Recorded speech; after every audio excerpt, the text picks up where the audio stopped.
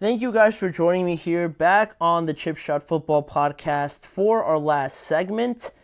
A thought that came across my mind today was on the NFC Championship game. Before we get into all the previews and things like that, Sunday's game between the Eagles and the Commanders is going to have a lot of narratives, obviously, and it's going to be a third meeting between both of these teams, a rookie quarterback playing in the conference championship, Saquon's complete domination the entirety of this season, a divisional game just in general, and all the twists and turns that brings. I wanted to focus on Saquon Barkley and Jayden Daniels because they've been arguably, but not really, the two most impactful additions this year to any team from the draft or free agency, obviously. Eric says, but how bad was that drop by Andrews?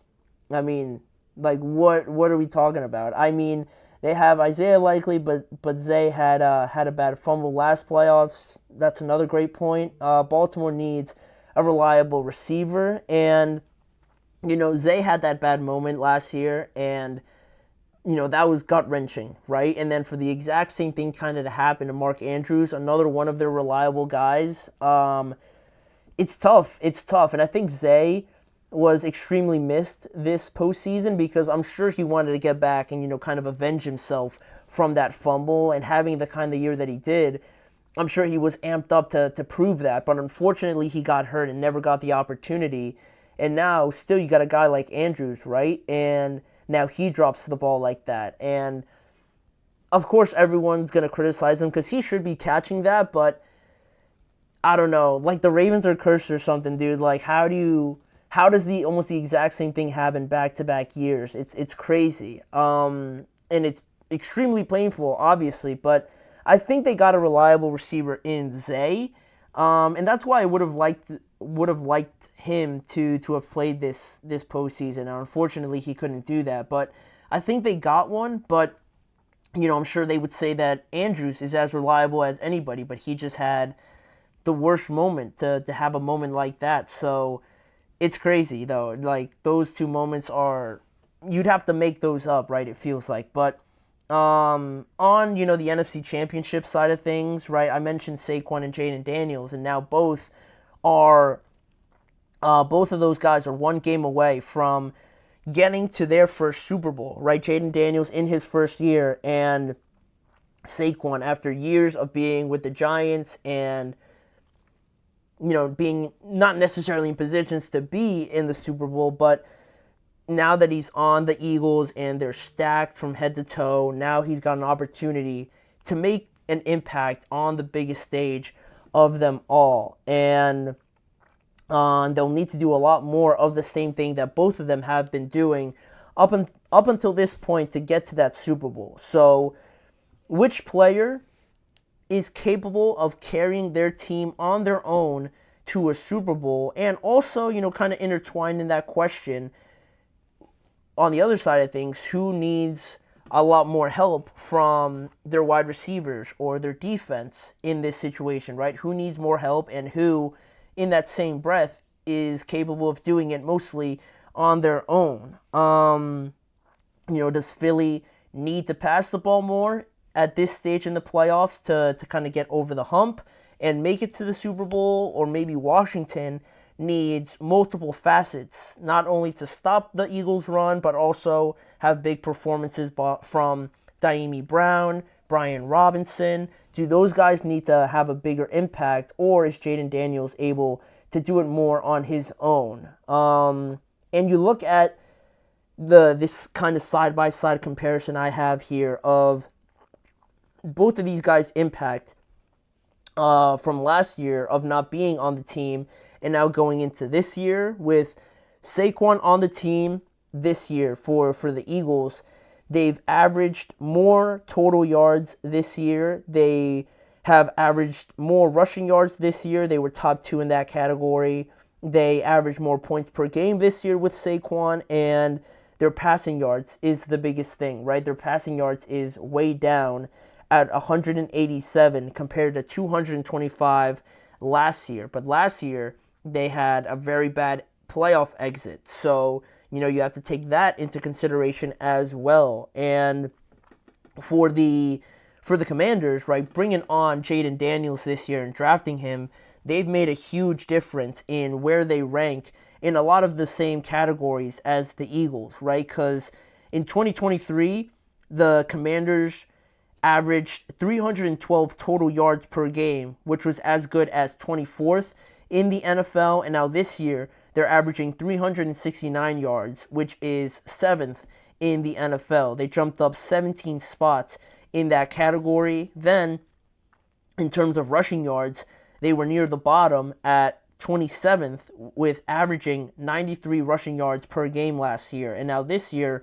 with Jayden Daniels, you're all the way up to 3rd in the NFL, averaging 154 yards per game. And in points per game, last year they were 25th, averaging 19 points per game. And now this year, they've upped that by almost 10 points, and they're averaging 28.5 points per game, which is top 5 in the NFL now. So the last thing also is their passing yards. Passing yards, they're about the same, 219 last year to 215 this year, but that's 17th in the NFL nowadays. So I bring that up just to kind of show the impact that Saquon has made from not being on the team last year, obviously, to now being on the Eagles this year, and how that's improved a lot of their statistical categories, but also they've obviously made it further.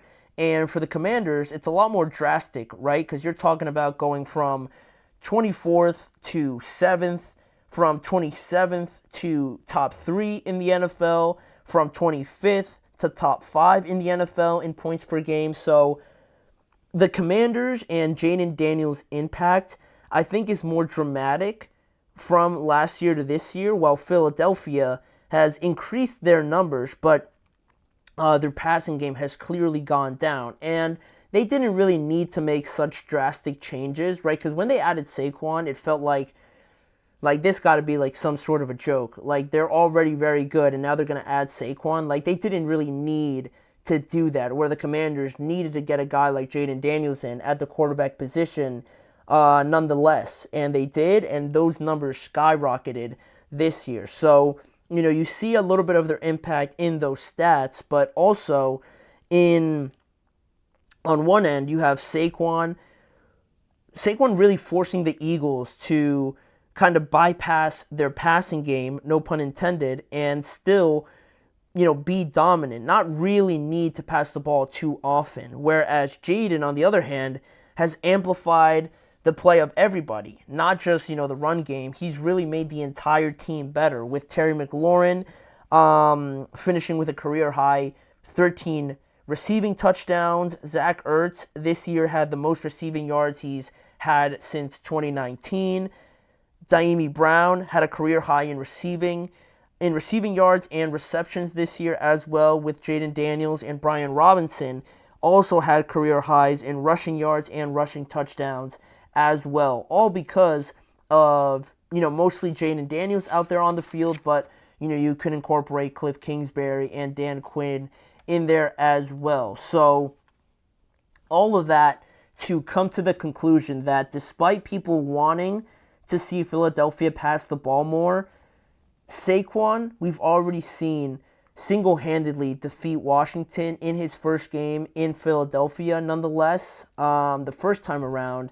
And then the second time around in Washington, even though the Commanders won, Saquon ran for 150 and 2 more touchdowns as well. But Jalen Hurts was unable to finish that game. So, that's kind of like an asterisk there, right? So the Commanders, I feel like, to answer the question, I feel like the Commanders need Jayden to be the leading rusher, to throw 5 touchdowns or something like that. And to only win by 3 points, they needed all of that. So I feel like Jayden is going to need more help from the rest of his team to kind of get the win on Championship Sunday, right, in the NFC Championship title game. I feel like Jayden is going to need more help this time around because Jalen's going to play, and because the Eagles already beat the Commanders, right, with just Saquon. So if you do take Saquon away and, to answer the question, who can carry their team, Saquon's already done that. He's already beaten the Commanders. So the answer would be Saquon. But also, in this same, sort of area, Jayden is going to need more help from his supporting cast by default, right? Obviously, if Saquon is our answer, Jayden's going to need Zach Ertz to play very well. He's going to need Daimi Brown to have another big game, a lot of big catches against the Eagles and their very talented corners, like he did against Detroit. Terry McLaurin had a fantastic game. The Commanders are going to need that once again. And Brian Robinson, they're going to need something from him as well. Jayden, ideally, you don't want him to be the leading rusher if it can be Brian Robinson. But I mean, that's an area where Jayden is very comfortable in. He can run the ball, obviously, but you can't just have Brian Robinson really be irrelevant to the impact of the game. You know what I mean? So I think no team has forced Philadelphia to really pass the ball in order to win yet, because the running game with Saquon has proven to be enough in the NFC at least, right, to get past the majority of the teams in the NFC. So I believe Saquon is capable of carrying his team single-handedly more than Jayden Daniels is up until this point, but it's not to say that Jayden, isn't able to keep it close, but we're talking about winning. And if you want to win this game, I think Jayden is going to need those other guys to step up more. Then I would say Saquon needs A.J. Brown to have like 100 receiving yards, or Devontae Smith to have like 7 catches. Saquon doesn't need that. Saquon can just win them this game on their own, in my opinion, right? But, it goes without saying that Jayden has been a huge part of this, and he's gotten them all up until this point. And for this team to make the Super Bowl with a rookie quarterback would be to get past the Eagles and the Lions and the Buccaneers. The top 3 seeds is going to be like one of the most unimaginable things I've seen in a while in the NFL, right? Because everyone talks about the script, right, and everything like that.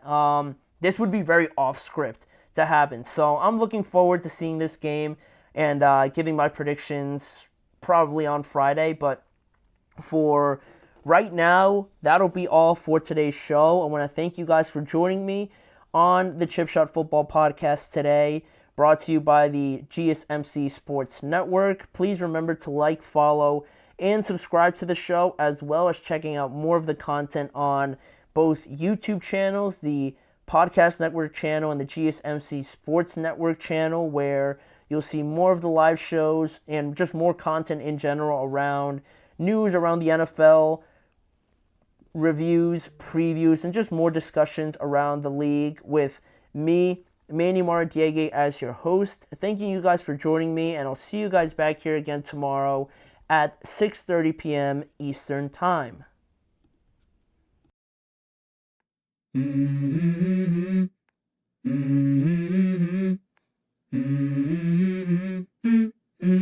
Let's go.